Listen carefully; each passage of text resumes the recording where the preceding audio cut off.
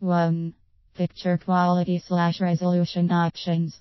There are three digital features that have an impact on your picture quality. They are 1. Resolution pixel count. 2. File format. 3. ISO setting. Do you need a resolution? Simply put, camera resolution refers to the number of pixels that a camera can capture.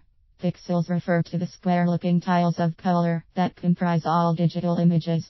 Camera resolution is usually measured in megapixels.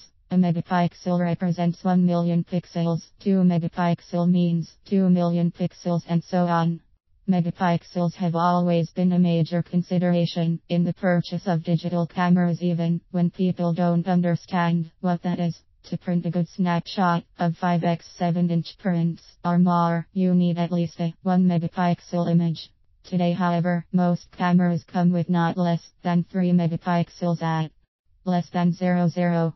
With the right knowledge on megapixels and how they apply to images, you can save yourself a lot of money by not necessarily going for high-end megapixels, but for the ones that matter. Choosing a digital camera with a number of megapixels depends on how you would like to use your photos. The list below gives you some guide to this. VGA resolution 640 x 480 pixels. The VGA resolution is good when you want to post your images or share them on email, post it on a web page, or use it for presentations. If you are going for a quality print with a VGA resolution, you will definitely be disappointed. 1 megapixel.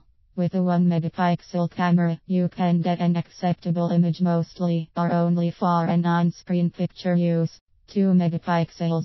With 2 megapixels, you can produce very good 5x 7-inch prints and acceptable 8x. 3 megapixels. With this many pixels, you can generate good 8x. 4 megapixels and up. If you like to produce prints that are larger than 8x10, go for 4 megapixels or more. It's worth knowing that if you want to go larger number of megapixels, endeavor to find out if the model can shot images at lower resolution. This is because the higher the resolution, the higher the space needed to hold the image or picture file. The best cameras offer a choice of 2 to 3 resolutions setting that most times comes with the names such as good, better, best, or fine, basic, normal. So to summarize, unless you are going for very large prints or making lots of close cropping, you will be satisfied with just 3 megapixels.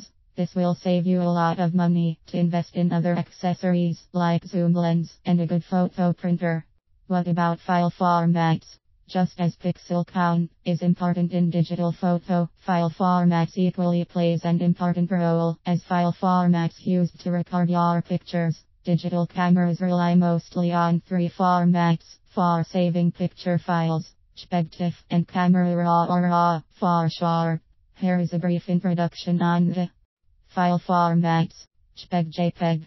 This format is the standard for digital camera images. All web browsers and email programs can display JPEG photos, which mean that you can go straight from the camera to the online world. JPEG has a disadvantage, though. When JPEG files are created, they're compressed, a process that throws away some image data in order to shrink file sizes. Smaller files are great, allowing you to fit more pictures on a camera memory card and reducing the time required to share images online. But although a small amount of compression does little noticeable damage, a high degree of compression seriously degrades picture quality. TIFF. Unlike JPEG, this format retains all critical image data. That means the best possible image quality, but also files that are significantly larger than JPEG files, and you can't share TIFF files online without first opening them in a photo editor and converting them to JPEG. Camera Raw or just RAW. When you shoot in the JPEG or TIFF format, the camera does some post-capture processing to refine color, contrast, and other picture qualities. In the RAW format, none of these changes are applied. You get uncooked raw data right from the image sensor. This format is designed for photographers who want to control whether and how any tweaking is done to the image sensor data in the same way that some film experts like to develop and print their own negatives. Because no compression is applied, RAW files are larger than JPEG files. More important, you must use a special piece of software called a RAW converter to tell your computer how to translate all the raw data into a digital picture. Note that some manufacturers give RAW files a proprietary label. For example, Nikon RAW files are called NEF files. It's best if you find cameras that can enable you choose from 2 or all of the 3 file formats. You can find cameras that will 2 versions of each picture, JPEG plus RAW, or JPEG plus TIFF option. That said, if you are not that kind of photographer that is demanding and have the right skills to process and fine-tune images, JPEG alone is just fine. 2. Worried about memory? Some people still use film cameras these days, and their film information is held in a film negative. Same goes for a digital camera.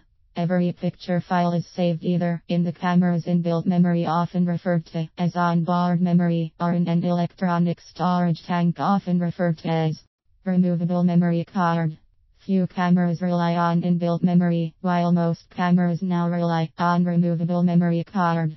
Sincerely speaking, I advise you to go for cameras that support a removable memory card. Why do I say this? Well, going for an inbuilt gives you these limitations. When you fill up your onboard memory, you will have to either delete some pictures.